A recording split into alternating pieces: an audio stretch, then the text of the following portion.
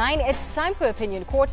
If you do want to reach us, please do text us on 22422. You could tweet us at Citizen TV Kenya, at Citizen TV News, or use our respective Facebook pages by the same handle names. Let me reintroduce my panel to you this evening. To my immediate right, Elisha Ongoya, an advocate of the High Court. In the middle, Professor Edward Kisiang'ani, and across from me is Peter Kabwe Dhumi, an international law expert. Gentlemen, you're all welcome. Elisha, let me begin with you. We are discussing the implications of the president's expected appearance Wednesday at the Hague-based court for a status conference. What is the purpose of this status conference? The way the International Criminal Court is administratively organized is that ahead of the trial or before the matter goes for trial, there are very many preliminary conferences that are held to confirm the position of each of the parties in terms of the case. Mm-hmm. You realize that initially this date was scheduled for the commencement of the trial of Uhuru Kenyatta's case. The prosecution then applied to have the case adjourned indefinitely for reasons that are in the public domain. A number of witnesses have withdrawn from the case, and the prosecution doesn't think that with the current state of evidence it can sustain this trial, but it desires to carry on with some investigations from the official records of the Honorable Uhuru Kenyatta from the Republic of Kenya. It has complained that the Republic of Kenya is not cooperative enough. So there's that now administrative process where the parties will now converge for each of the parties now to tell the court what the status of the case is from the perspective of the various parties to the case. Peter, what are the implications legally if the president is in fact to attend? First of all, may I commence the discussion by saying that the move to summon the president for the status conference is unprecedented. Never in the history of any international tribunal has an accused person been called upon to attend the status conference. A status conference, as my brother has said, is purely a forum for procedural issues. It is a forum for what I would call housekeeping matters. And may I surprise you? The true intent of the summons is that the ICC, in fact, does not want the president to attend, simply because the main case has collapsed. Bensouda has openly stated that she has no evidence against the president. So what the ICC is intent on doing is deflecting attention from the real issues so that the president is put in a scenario where he falls into the trap of the court. They do not want him to attend, and consequently, the natural consequence of non-attendance would be the issuance of a warrant of arrest. And thereafter, they would have to concentrate on the issue of the warrant of arrest. And so I suppose you're saying that the president's personal attendance does not add any value to the actual proceedings that are supposed to be there? Absolutely not. Okay. In fact, let us remember that an accused person in any criminal jurisprudence has the right to remain silent. So he has counsel who are competent, they are ready to rise to the occasion, and they can address his issues competently. Let me return to my initial question to you, the legal implications of his attendance. The legal implication of his attendance would be he'll be seen to be a firm believer in the rule of law. And consequently, he would be standing by the undertaking he made in writing that he would attend from time to time as and when called upon to attend. Politically, Prof, are there repercussions back home if he does in fact go? First, before I come to the politics of it, I think my friend is a lawyer, but he has completely abandoned his profession, and now he's talking like a politician, just like those who are traveling to the Hague. Like the 100? Yes. Look, the matter, the reason why the president is being summoned at the Hague to ask to attend, at the time of indictment, the president was not the president. He was simply an ordinary citizen who had been accused of a certain crime. But now, he is the president, and the prosecution... Prof, I'll have to interject. It seems we may have dropped your mic, so we'll come back to you. Alicia, perhaps you could just follow up on the views by Peter here. Do you agree? Yeah, you know, when you are a subject of a court, courts give directions from time to time. And I disagree with Peter on only one limb. The assumption that if something has never been done before, then it cannot be done now. I mean, my reasoning has done with this simplistic that if the only way we did things is the way we did them yesterday, we will never make progress. Be that as it may, the you know, the ICC has delivered a ruling in the past which removes the use of the term president ahead of the name of Uhuru Kenyatta, because in the face of the ICC, Uhuru Kenyatta is simply a subject of the court as an accused person of Uhuru Kenyatta. And it has given a directive that one of its subjects, the accused person, attends this occasion. And not just in the context of international criminal justice, a court from time to time calls upon parties to attend certain sessions in terms of its proceedings. This is one such circumstance. I think it will be unfair to read too much into the request for an accused person to attend a part of his proceedings. It will be unfair to read too much into it, save just to know that, one, he is an accused person. As to whether there is evidence for or against him, that's a question for the trial court. It has determined as an integral part of the due process there. But two, and more importantly, he has committed himself as an accused person. That was the condition on which you know, he was released on the terms on which he was released, and therefore it's only fair that he complies with these directions. And happily so, if we have to believe what is in the public domain, that the case seems not to have much weight anymore. It only makes sense that you attend, you expedite the process within which the closure is brought to the matter. Elisha, let me come to Prof. Please, I know you want to respond to why the court may have wanted him there, but please very quickly get to also the point of political implications. Quickly, what I was saying is that when Uhuru was indicted, accused of the crime, he was not president. But now that he's president, the OTP, the Office of the Prosecutor, is saying that the Kenya government is not cooperating. You are dealing with an ordinary citizen when he came in, but you are also dealing with a president who is supposed to facilitate evidence to go to get to the Hague. Is the president supposed to facilitate evidence the systems, against himself, or is that the work of the prosecutor to collect it? No, the Kenya government is supposed to cooperate whenever the prosecutor asks for evidence.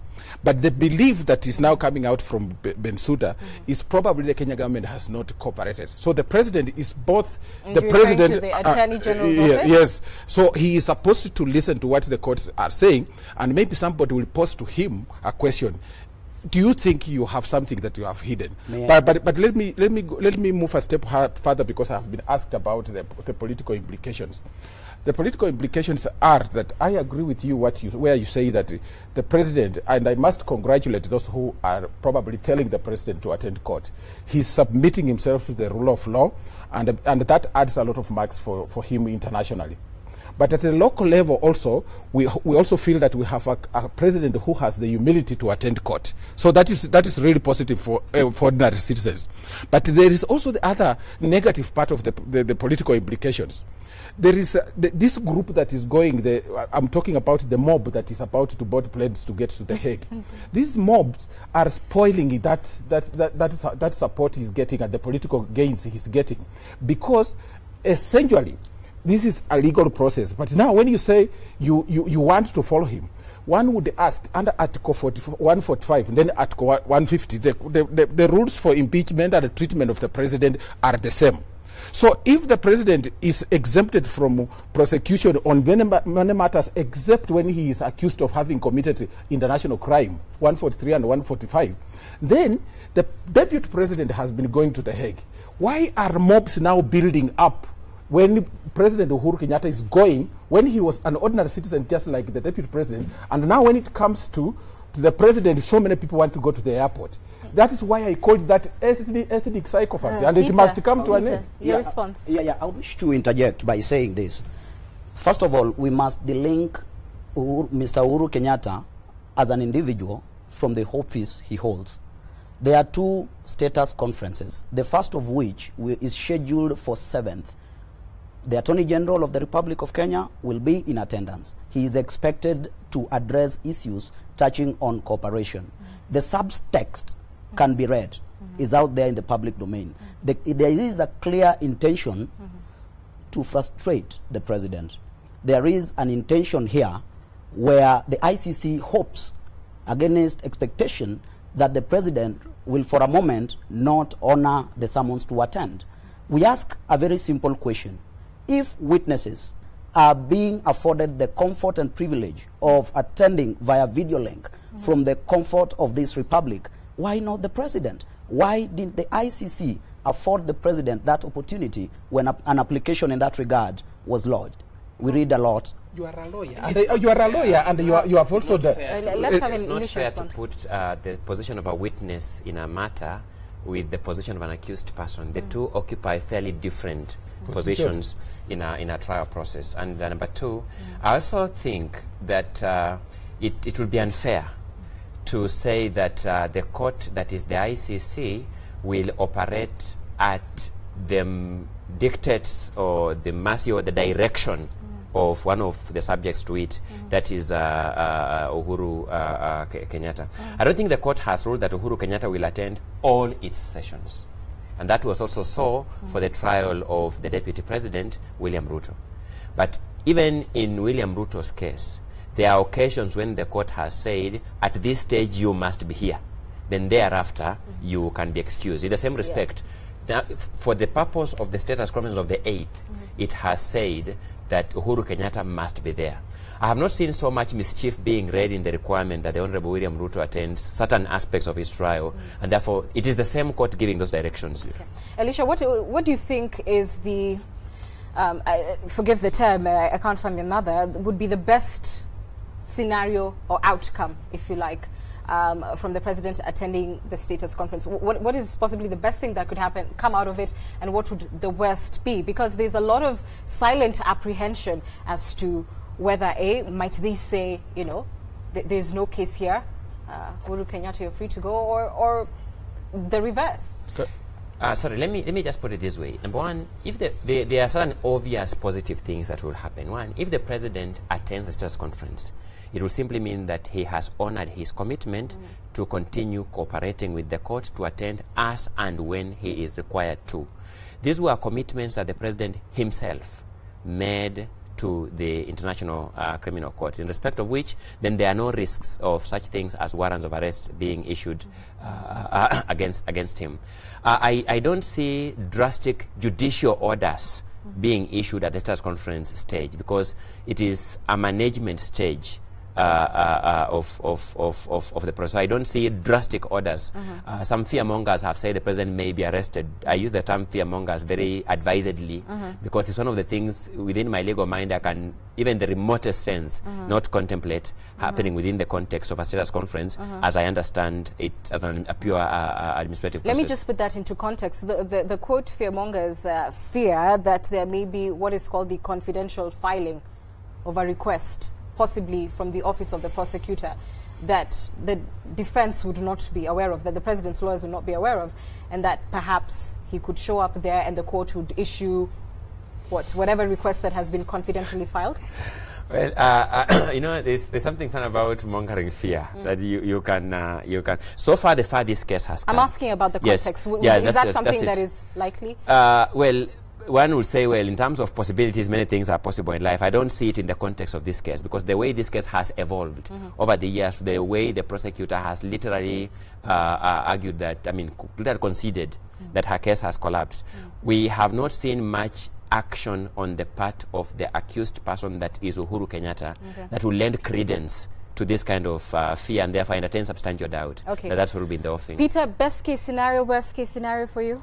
Well, I reiterate, personally, I do not think his attendance is necessary. I say so advisedly because I keep going back to the main agenda to be discussed at such status conferences, which would be procedural aspects. I don't see any drastic action being taken against him, because as an accused, he's not even expected to testify. He is not at that point attending a trial. So I do not see any drastic action, and that is why I reiterate that his attendance is uncalled for, because he has a competent legal team to address his issues at the status conference. Professor, we had touched on this off the back of our top story, which talked about the 4 heads of state expected to accompany the president should he go, and 100 MPs. What message does that signal to the court and to the international community? especially the attendance of African leaders who have previously taken exception to this process? It just shows that we are still stuck in the mud of the 60s and the 70s, the big man syndrome in Africa. There are some leaders, look at the people who would be accompanying him, mentioned to be accompanying him. Some of them I have always said, even in public, that they are a bad influence to the political culture of this region. Such as? Such as Yoweri Museveni. You know, when you are accompanied with Yoweri Museveni, if I were to give the president my opinion, I would say don't be accompanied by people like Yoweri Museveni, because they have a very bad human rights record, and they are not even beacons of excellence in Africa. Even the president, the prime minister of Ethiopia. So, but what we are seeing is that the political mobilization which began in Addis Ababa last year is now has reached a peak where they now want to go and probably shout like soccer players, soccer fans, Manchester United or Chelsea, trying to say no, the referee is wrong and so on. But that stage where we are, you know, we haven't reached a point where there will be a ruling. What I would say, in addition to what he has said, is that when you have a status conference, usually after the prosecution says what he is, her position is, and then of course the defense will also say what the situation is, probably argue that the case has collapsed. There are certain strategic rulings that will be made by the chamber. They will make some observations, and I suspect that one of the observations that they are likely to make is that, look, President Uhuru Kenyatta, you have been interfering with witnesses. That is a possibility. Or your government has been interfering with witnesses, because there is also the concern that some witnesses have been just changing and becoming hostile to the court. So they would want to ask, have you done so? Is there evidence? Then, of course, Bensouda will also raise her matter. But then there will be a general observation that probably Bensouda has failed in acquiring evidence. So those scenarios are available in that situation. And I don't expect that there will be secret movements to have our president arrested or done what. But at the African situation, at the African level, I think that for us, what we really need to know is that even if the AU tried to tell the president that don't go to The Hague, we, under Article 2, Article 143 of the Constitution, Article 145 of the Constitution, domesticated the ICC. So you are a lawyer, and challenge me on that, and we can read it. Let me just challenge clarify me on that, specifically. Let me clarify a few issues. One, I do not expect that Uhuru Kenyatta will be questioned on witness interference. There is a particular clause, Article 70 of the Rome Statute, has established an offense called an offense against the administration of justice. If anyone has any evidence against any person that they are interfering with witnesses, they are free. The ICC is free to press charges under that article. So much so that the status conference cannot afford a forum for such discussions. Read Article 70 of the Rome Statute. I have read about that article, but I wanted you to address me on the matter of the AU having to tell the president that he shouldn't go. And I've told you as a lawyer that this ICC has been domesticated in our laws. If the president, for example, refuses to go to The Hague on the advice of the AU, we can impeach him under Article 143. Let me say this. Finish and then I'll come to you. Let me say this.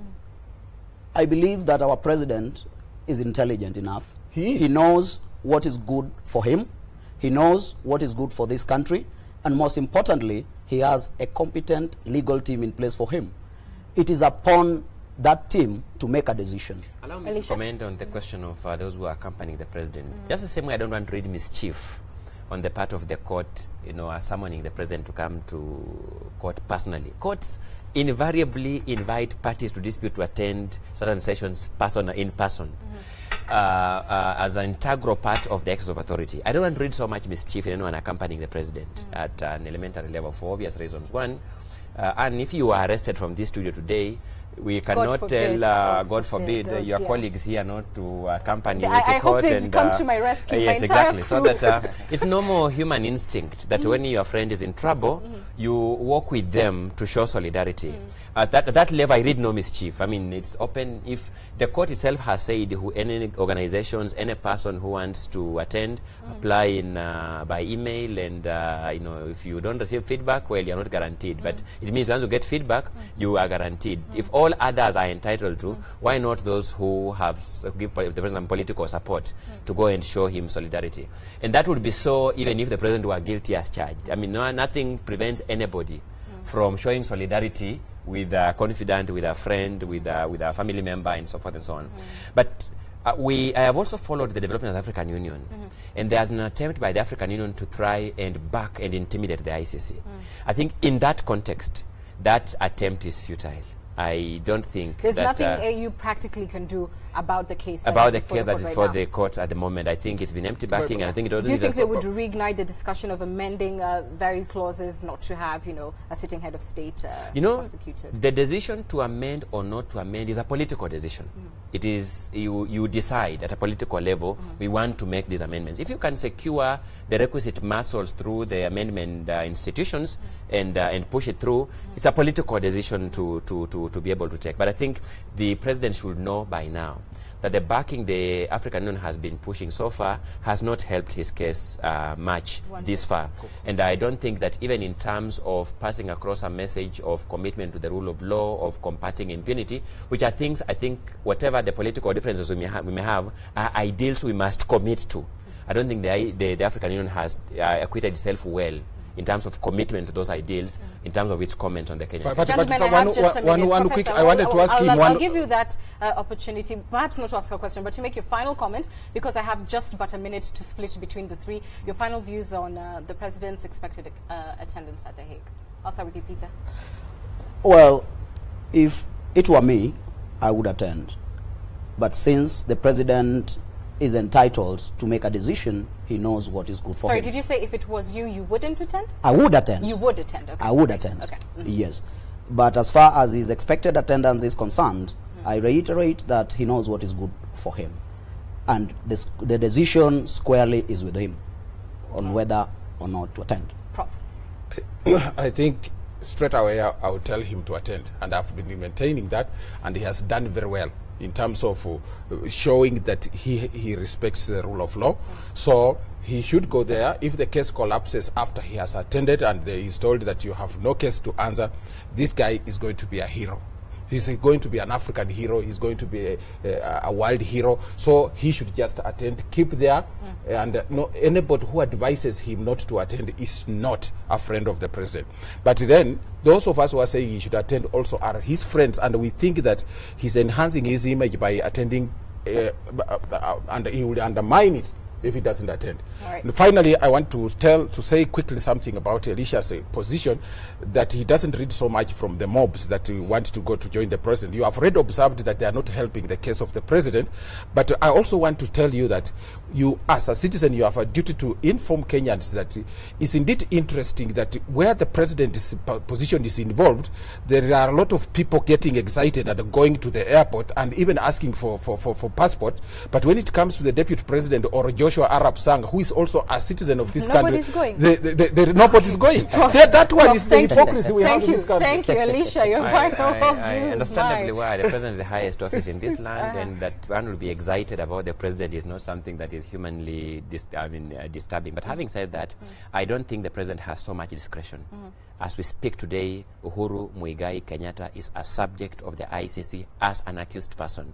The level of leverage he has to choose whether or not to attend does not exist. He has a legal obligation to attend. Gentlemen, I thank you all for your views. Thank you for yours. They're coming in hard and fast. We'll be reading them after this.